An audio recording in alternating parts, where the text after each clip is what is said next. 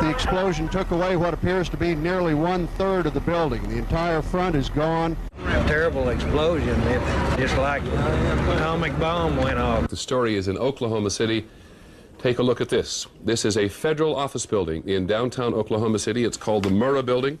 It is right in the center of town, and at 9 o'clock this morning, an explosion of unknown origin did this to the building. We have to have deputies on the second floor. 168 people died. 19 children were among the dead. More than 500 were injured. Terrorism on an unprecedented scale had invaded the heartland of America. After one of the most intensive manhunts in American history, the FBI arrested and charged 27-year-old Timothy McVeigh with the bombing. He was tried, convicted, sentenced to death, and finally executed in June 2001. Though his life is now over, his crime still raises important questions. Who was Timothy McVeigh? What led him to commit this act of terror? Timothy James McVeigh was born April 23, 1968, in Pendleton, New York, a typical American rural town of 5,000 outside Buffalo in western New York State. Pendleton was settled more than 100 years ago by German farmers who said it reminded them of home. Today, it is different. There are not many people that work here in Pendleton. There's no industry. There's a convenience store, and that's about it. One pizza parlor. Quite rural. There's not much happening except the people growing their gardens. Tim's parents were Bill and Mildred McVeigh. They were married in 1965. Bill, a devout church-going Catholic, worked nights at the General Motors plant in Lockport and devoted much of his free time to charity. Mildred, known as Mickey, worked days in a travel agency. They were rarely at home at the same time.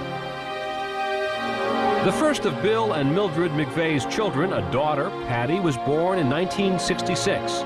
Tim, born in 1968, was the second child, followed by Jennifer 6 years later. From the age of 6, Timothy went to Star Point Central School with 500 other kids bussed in from neighboring towns. Tim, in his neighborhood, got to be pretty well known for being kind of an attention getter, an outgoing type kid. And he used to set up haunted houses. He enjoyed inviting the neighborhood kids over to his house to have fun. And they had a pool. They were one of the only families on Meyer Road in Pendleton who had a pool. For young Tim, there was more than the pool and good times. There was his introduction to guns, not unusual in rural America. For Timothy McVeigh, guns would become a lifelong passion.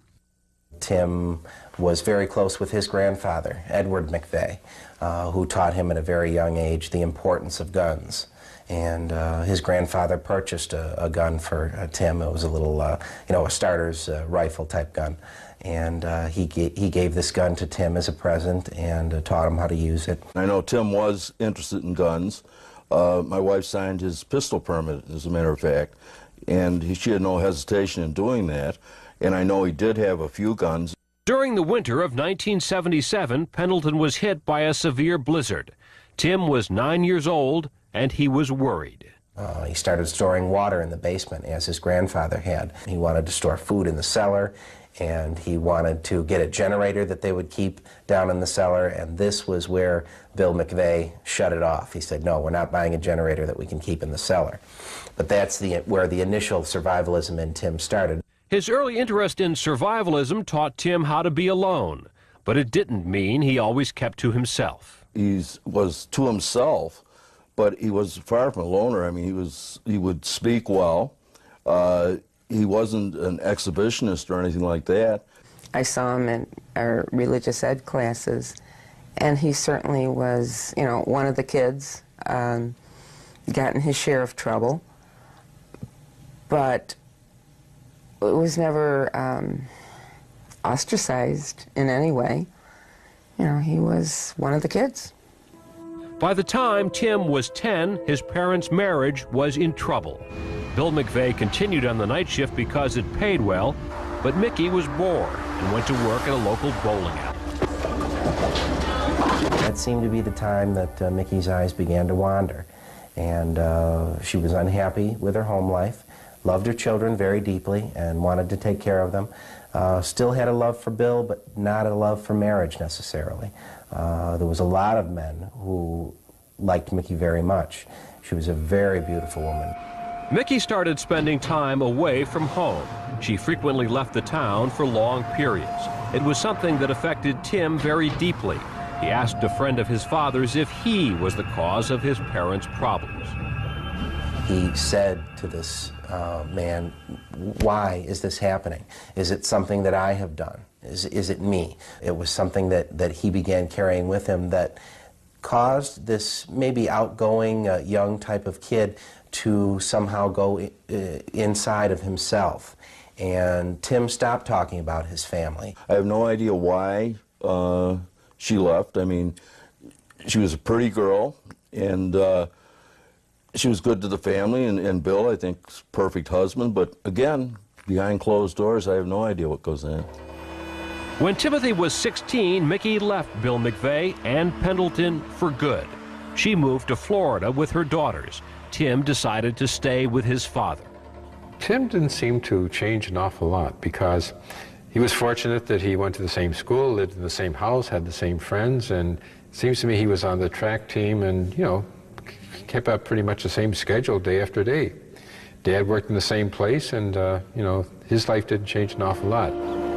Though his two sisters and mother were gone, not much else was different for Timothy McVeigh. High school graduation was on the horizon, and so were profound changes he would experience in the larger world outside Pendleton. In 1984, at the age of 16, Timothy McVeigh became a self-reliant teenager. With his mother and two sisters living in Florida and his father still working nights, he learned to be on his own and to create his own interests. When Tim was in high school, he developed a computer program that was just very, very, very involved. He impressed his teachers to no end with this computer program of communicating through a modem. As far as inventive, I mean, it was just an intelligence. It was just kind of breaking forth. Just a smart kid. He was called the Wanderer on this computer system, and he was pretty well known, and people still talk about what he had done even today. Like many teenagers, he collected comic books and listened to rock music. Van Halen and Ozzy Osbourne were two of Tim's favorite groups. He worshiped the film Red Dawn, the story of school kids in Colorado resisting a Soviet invasion of the United States. Tim constantly read survivalist magazines and kept up his love of guns. One of his good friends, Justin Genter, recalled that Tim actually brought some type of an air rifle type gun to school to show off to the other kids.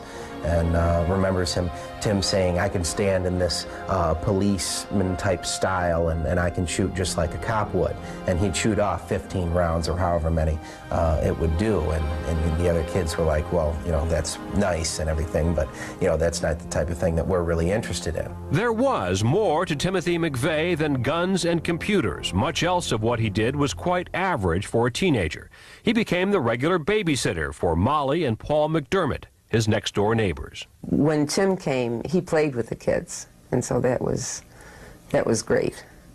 And of course, I would check the refrigerator after he left, because he always had a voracious appetite, but stayed skinny as a rail. He was fun. He was the best babysitter I ever had. Most babysitters would come in, tell you to be quiet and watch television, put you to bed. Tim would come in, find out what we wanted to do that night. Sometimes he would play with myself and with Jenny if she was over, but a lot of the time he would spend the time with Paul. And he'd bring little plastic aliens over, and they would spend hours setting them up all over the house. And then they'd have wars, and they would come and they would sweep them all up and take them off to Mars. Toward the end of high school, Tim and his friends sometimes went drinking 30 miles north of Pendleton in Niagara Falls, Canada. But Tim was rarely seen on a date. Other kids in school remember Tim always calling the beautiful girls up, the prettiest girls, and them always saying no. He never wanted to settle, he always wanted the moon. But he was never able to connect with one who had the same interest in him as he did in her. Tim stayed interested in the church because of his father Bill's strong influence. For his confirmation, Liz McDermott had planned an all-day retreat, but Tim thought it was important to follow the rules in high school and at first refused to go. And he said, well, I have a perfect attendance record all through high school, and this would take that away. And I talked to the superintendent at the time, and he was not marked absent, and he got his perfect attendance. Though in school every day, Tim's grades were less than perfect. He was a good student, getting mostly A's, B's, and an occasional C. He was not an honors student, but he spent time with the honors kids because they recognized that he was as smart as they were. So he was a social, outgoing type guy, but very quiet and introverted when it came to family matters. If you asked him about his family, he may say, yeah, my parents are split, that's it. After he graduated from Star Point Central in 1986, like many 18-year-olds, Tim was unsure what he would do with his life. Welcome, Burger King. Nice of you order. Good jobs were not easy to find in upstate Western New York. That summer, he worked at a Burger King and registered at a local business college. Like other bright students, he had received a New York State Regent scholarship. It was only for $500, so his father agreed to help pay his tuition. McVeigh was extremely good with computers, started a computer bulletin board. So he went into college to study computer programming. The academic subjects of your first 2 years in college evidently were rather boring to Timothy, and he was unable or unwilling to continue the curriculum, dropped out after a semester. He saw an ad for a job as an armored car guard, something that appealed to him, and he got on his 19th birthday, he got a concealed carry permit and for an automatic pistol. McVeigh was a good employee. He showed up to work on time every day and took his job seriously. But there were some troubling signs. His continuing fascination with firearms led to some unusual incidents, like his bringing extra heavy weapons to work. He came in a few times with, shotgun shells, at least 25 of them with a shotgun. Just like, Rambo, gun-ho. Came to work one day as a joke to a supervisor with bandoliers of 12-gauge shotgun shells around himself, as well as a 12-gauge pump shotgun with a pistol grip. The supervisor didn't like the joke at all and sent Tim home. He would sometimes get very angry on the armored car for no apparent reason, and he would just fly into a rage. One of the co-workers indicated that this rage was incredible. He would get red in the face and be screaming. He was angry one minute, then he was normal the next minute. And that's the way he was. Whether it was frustration at work or pent-up rage over his parents' divorce, it is unknown why Tim angered so quickly. But he never confronted anybody, nor did he ever look for any revenge in any relationships with people that we can determine. When Tim was almost 20, he wanted an isolated site to shoot his guns. With a close friend, he bought 10 acres of land near Olean, New York, 90 miles from Pendleton. Never interested in hunting, Timothy enjoyed firing at targets. The idea of going out shooting a deer and bringing it home and gutting it wasn't really for Tim. That's kind of disgusting for him. He had more of the attitude where he liked guns. He collected them for their monetary value. Timothy did not see his future in security, and the chance of a good job with a future in Pendleton did not exist. One night, Tim was listening to his father and some friends talking. And they said, well, there's really nothing for you. And one of them kind of jokingly said, why don't you join the military? Tim took that very seriously. He told his father, Dad, I'm joining the Army. His father said when, and his son told him tomorrow. It was a surprise to everybody in Mr. McVeigh's hometown. On May 30th, 1988, 6 days after enlisting, Tim was in Fort Benning, Georgia to start basic training. On the same day, a farmer named Terry Nichols arrived from Michigan and was placed in McVeigh's unit. Nichols was 12 years older than Tim. They became fast friends, and their paths would cross many times over the next 7 years. Immediately, Timothy McVeigh found a home in the Army. He was a perfect soldier. I mean, he was someone who was very dedicated, very committed. I mean, they sort of used to look at him sort of askance because he used to make sure that it was, you know, spit and polish beyond everybody else. He was pretty young to be a sergeant. He was one of the first guys to get promoted in the unit to sergeant.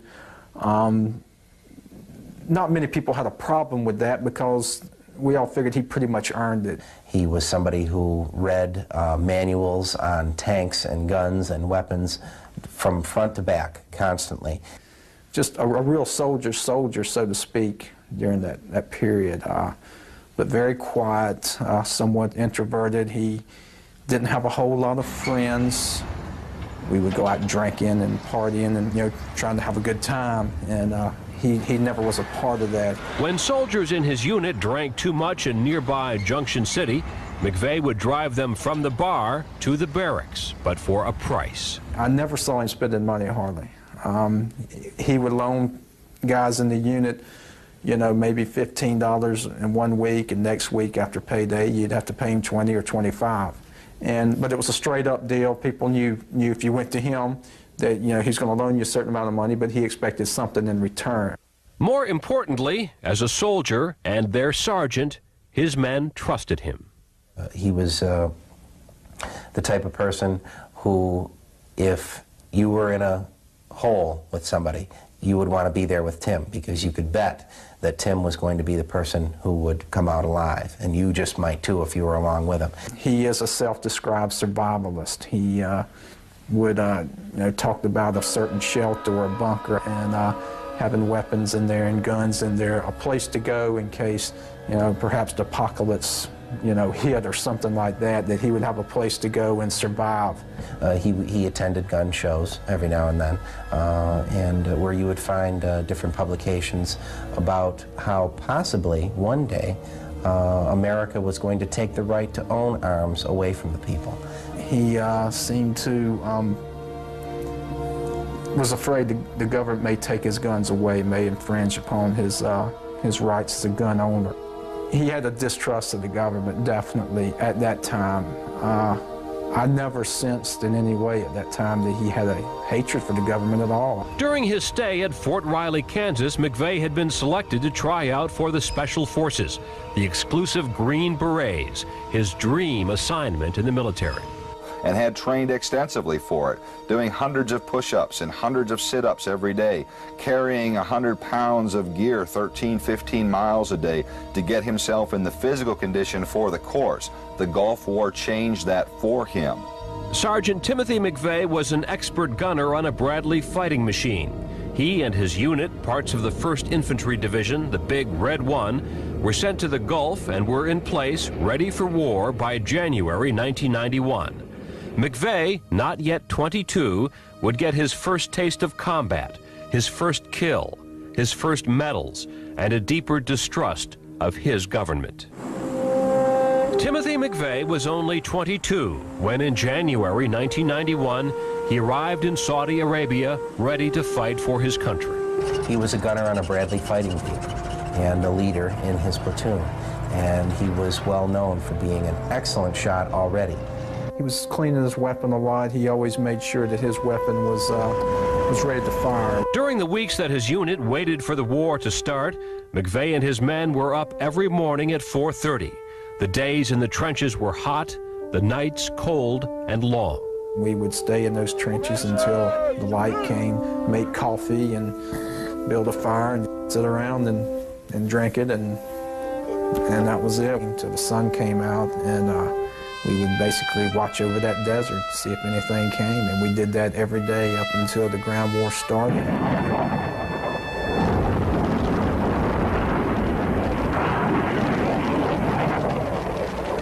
After sitting on the border of Kuwait for almost 6 weeks, once the ground war finally started, McVeigh's unit was quickly in the thick of the action.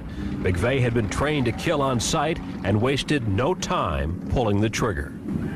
With the Bradley vehicle that he was on, he took a shot at one man, alone, standing in the desert, and actually blew the guy's head right off.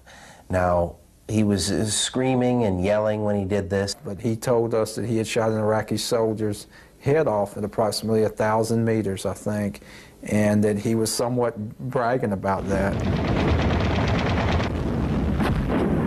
The desert fighting continued. McVeigh and his unit pushed forward where they found Iraqi soldiers hiding in bunkers.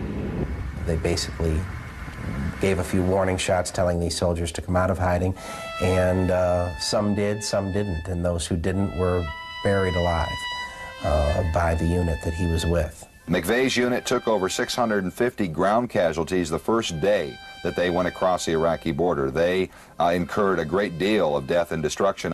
Actually seeing people die on the killing fields because of what he was doing was something that affected him very deeply. It was not what he had originally imagined would be service for the U.S. Army. Sergeant Timothy McVeigh was awarded the Bronze Star for Valor and the Combat Infantry Badge for his part in the fighting. When the war ended, his unit was part of the security force assigned to guard General Norman Schwarzkopf in Saudi Arabia. Suddenly, he was told to return to the United States. His long-desired wish to try out for the Special Forces, his revered Green Berets, had finally become a reality. He was getting everything ready. He was happy. He was excited. He was moving, you know, because he was going to the Special Forces. McVeigh got on a troop transport, went home on a brief leave for about a week. After arriving in Fort Riley, Kansas, McVeigh's first stop was his favorite restaurant, the Rock House Tavern. He still had his clothes he wore from Saudi, you know, he still had sand on him. And he told me, he said, I just got off the plane, and he said, all I could think about was your food, your breakfast and your burgers, and he said he'd help me make it through that over there. 1 week later, Sergeant Timothy McVeigh was at Fort Bragg, North Carolina, undergoing the strenuous Special Forces tryout. But he was not the soldier he had been before the war in the Gulf.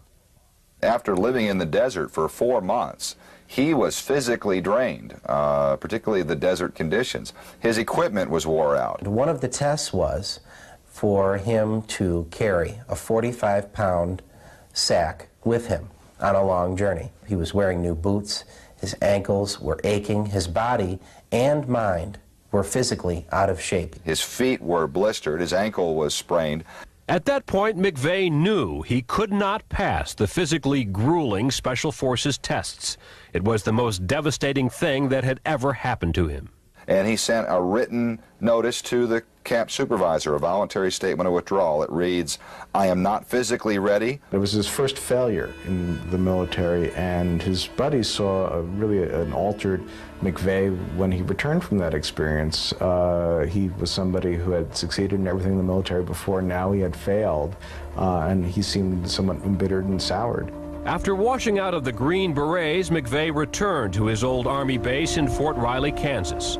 He was restless and moved off base, but could not settle in any one place for long. He read and reread the Turner Diaries, a book he discovered in survivalist magazines. The Turner Diaries is this novel about race war in America, where this group of white supremacists basically take over the country, take blacks and Jews and people that are married and mixed marriages, hang them up from the lamppost. I mean, just this really apocalyptic novel. Timothy McVeigh loved it. He became more and more angry with the government and thought that this fictional book could somehow become a reality, some type of Orwellian prediction. And he read this book more and more often.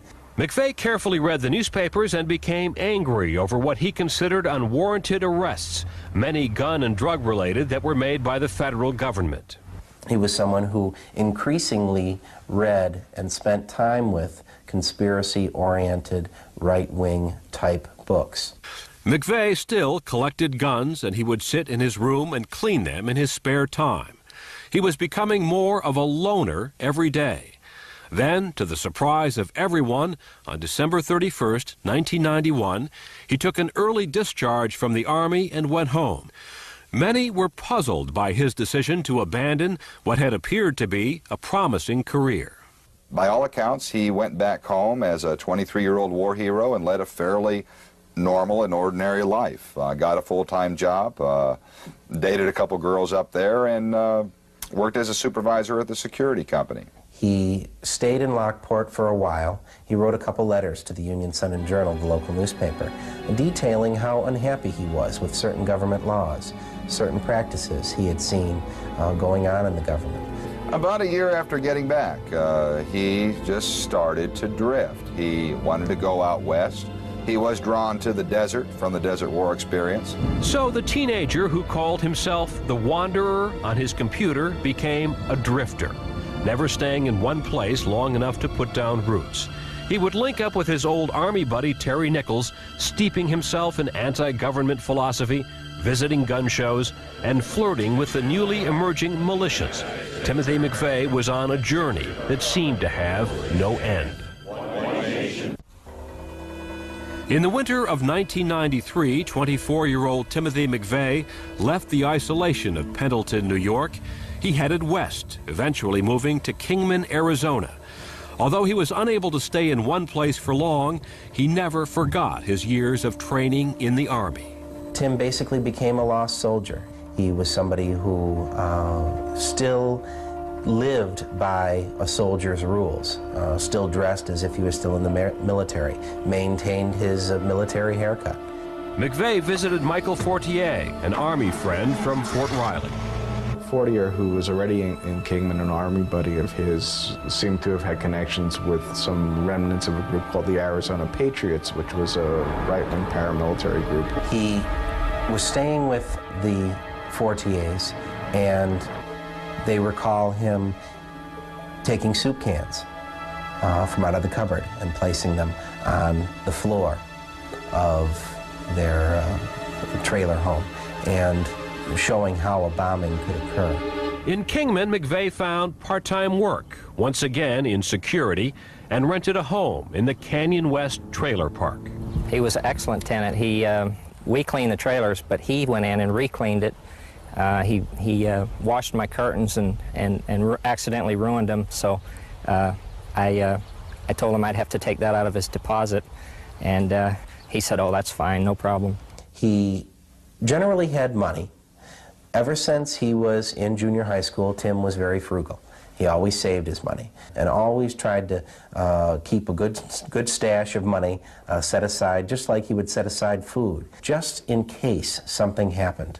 He had rifles laying up against the corners of the walls. He didn't have a gun case, so he had his guns laying up against the walls, and you know, 2 or 3 in several corners in the house. McVeigh spent much of his free time at gun shows around the country.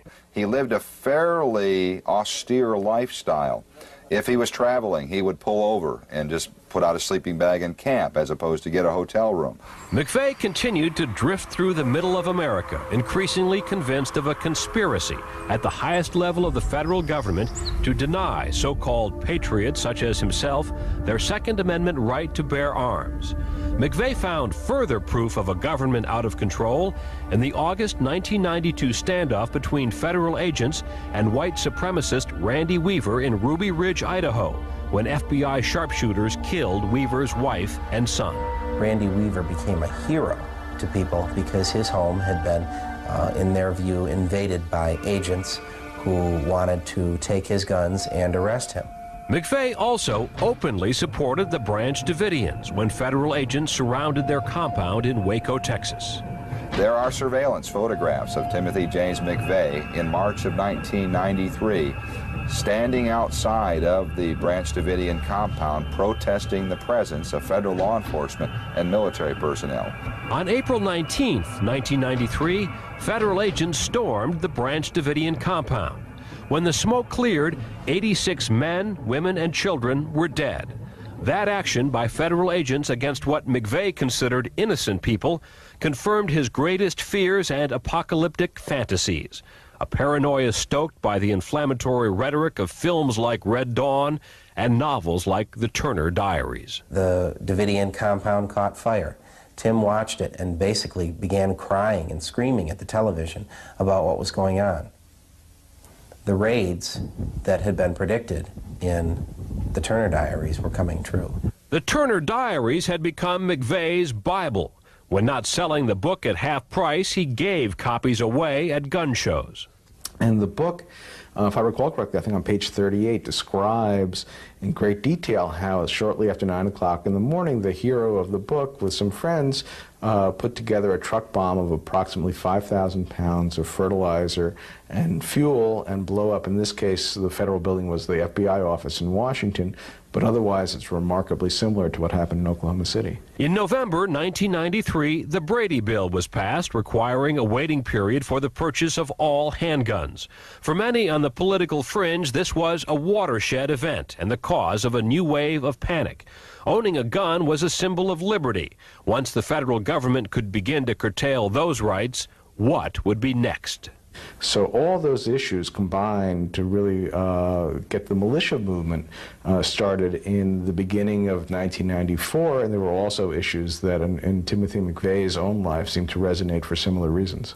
In the first months of 1994, McVeigh continued what appeared to be his aimless drifting. He visited his old Army friend Terry Nichols in Michigan. There have been reports that Timothy McVeigh attended a few meetings of the newly formed Michigan militia and perhaps other militias as well. Mr. McVeigh, first of all, denies that he ever went to any militia meetings. As a soldier, he basically indicated that he was not really particularly impressed with most of the militia organizers that he personally had seen on the gun show circuit or been familiar with their literature. There is no evidence that Mr. McVeigh joined any militias or, for that matter, any other extremist groups. How many meetings he did or did not attend is not, an important thing if he was following the ideology and the basic philosophy of what these types of groups should do. In March 1994, McVeigh went underground and dropped out of sight. Though he never stayed in one place for long, he was occasionally spotted at gun shows in Nevada and Kansas and frequently visited Terry Nichols in Decker, Michigan. In September and October 1994, authorities say that McVeigh and Terry Nichols bought large quantities of ammonium nitrate, an essential ingredient for making homemade bombs. The two men traveled over the back roads and small towns of the Corn Belt until April 14, 1995. When McVeigh moved to the Dreamland Motel in Junction City, Kansas. The young man seemed to be a kind, outgoing person. He was friendly, he didn't take a lot of time up. He came and did go as a regular customer, not like some people who come in are distraught or depressed and I have to pay attention to him. He seemed to be a nice guy, right, like your next door boy. On April 17th, authorities say McVeigh used a fake driver's license to rent a Ryder truck in Junction City, Kansas. On April 18th, he was reportedly seen driving the truck and filling it with gas. A trucker said he saw the truck loaded with sealed blue plastic barrels in the cargo bay. During this time, experts began to pick up the rumblings of anti-government activity from right-wing groups across the country. But we can't use you if you're sniveling and afraid to take back liberty. If the liberty tree is to survive, it has to be watered with the blood of tyrants and with patriots from time to time that it might live. I guess it's time for us to water the tree. The great fear was that April 19th, the second anniversary of the federal raid on the Branch Davidian compound in Waco, Texas, would galvanize the most violent impulses on the extreme right. It was the ideological equivalent of Pearl Harbor. And folks in the movement started talking about this as Militia Day. And it was clear that something was going to happen someplace in the country. At approximately 8:40 in the morning on April 19, 1995, a slow-moving Ryder truck was seen near the Alfred P. Murrah Federal Building in Oklahoma City. At 9 a.m., a tall man was seen hurrying away from the parked truck. At 9:02 a.m., the truck exploded with tremendous force, blowing out 9 floors of the building. The nation now had to come to grips with the shock of this unprecedented event and the reality of terrorism in the American heartland. On April 19, 1995, a blast devastated the Murrah Federal Building in Oklahoma City. The bomb went off just as hundreds of people had showed up for work, just as children had been dropped off at a daycare center on the second floor. 168 people, including 19 children, died in the attack, and more than 500 were injured. Within minutes, a valiant rescue effort was underway. Soon after, an intense manhunt began to find the bombers. We will find the people who did this. When we do, justice will be swift, certain, and severe. That morning, Timothy McVeigh had been speeding down a rural Oklahoma highway in his dust-covered yellow Mercury. Within hours of the blast, he was pulled over by a sharp-eyed highway patrolman, although the FBI would not be aware of this for a few days. 10:20 a.m., which was 75 minutes after the explosion, Trooper Charlie Hanger stopped the vehicle for not having a tag displayed. During the ensuing conversation, he noticed a bulge under the fellow's jacket that he immediately took to be a gun in a shoulder holster. Police say the pistol McVeigh carried was loaded with illegal, armor-piercing bullets. He was arrested and jailed in Perry, Oklahoma, where he supplied them with his real name and Social Security number. Meanwhile, the FBI had found a piece of McVeigh's truck at the Murrah building. This led them to the truck rental office, where they obtained physical descriptions of two men. The following day, the FBI released sketches of these men. The manager of the Dreamland Hotel soon identified John Doe number 1 as Timothy McVeigh, and his name was entered into a national crime computer. By the next morning, April 21st, the FBI had located him still sitting in the Perry, Oklahoma jail. He had been only hours from release. Investigators breathed a sigh of relief. When the FBI arrived to question McVeigh, he would only give them his name, height, and weight. They were struck by his composure and his military demeanor. Here's a guy that has this never-ending loop-type tape running through his mind. He's running through his mind that I'm a soldier. I went on a mission. I got caught on my mission, but I'm still a good soldier. McVeigh was held as a suspect in the bombing and was brought back to Oklahoma City, where he faced angry crowds. Soon after, Terry Nichols gave himself up to the local police in Michigan. By August 1995, both McVeigh and Nichols were indicted by a grand jury in Oklahoma City.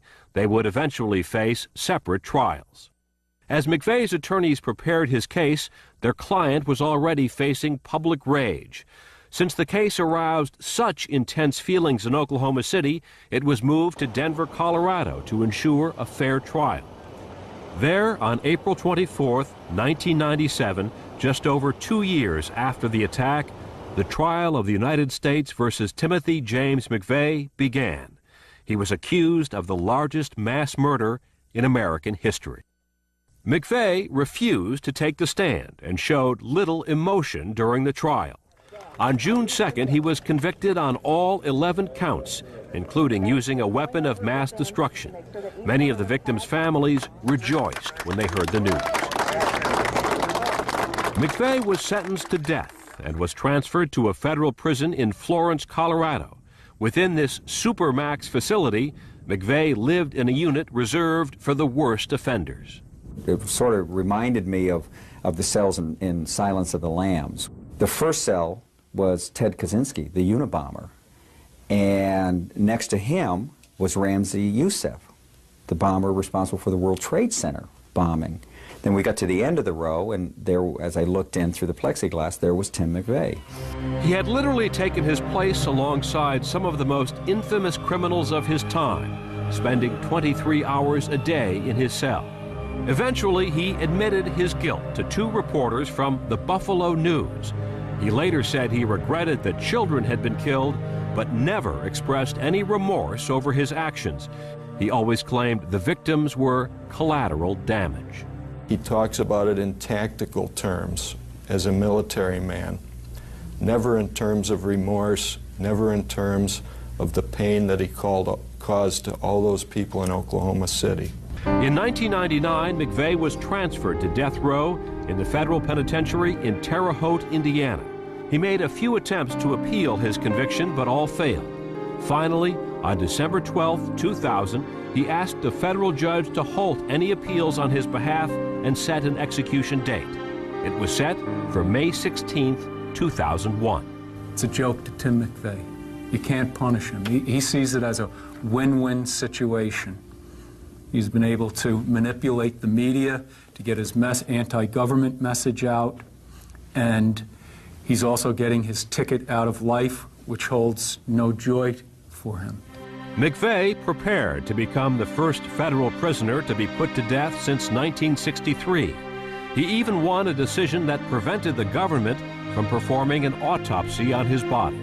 It seemed McVeigh's story was drawing to a close, but then on May 11, 2001, just 5 days before his execution, U.S. Attorney General John Ashcroft made a startling announcement. The FBI had failed to turn over thousands of pages of evidence to McVeigh's defense attorneys. I have made a decision to postpone the execution of Timothy McVeigh for 1 month. The execution was postponed until June 11th. While the government claimed these documents would not have a significant impact on McVeigh's case, his defense team scrambled to request a stay of execution in light of this new information. We have a lot of work to do. We've got a lot of documents to review. We've got legal research to do. We need to have serious conversations with our client. In the end, his lawyer's last-ditch efforts were to no avail. 33-year-old Timothy McVeigh was executed by lethal injection on June 11, 2001. At his request, none of his family members attended the execution. McVeigh was cremated and his ashes scattered. Today in Oklahoma City, the devastated Murrah building is gone. No rubble remains to mark Timothy McVeigh's notorious place in American history. At the site, a memorial now stands, 168 empty chairs, one for every victim, commemorate the innocent lives lost on that one unimaginable day of horror in 1995.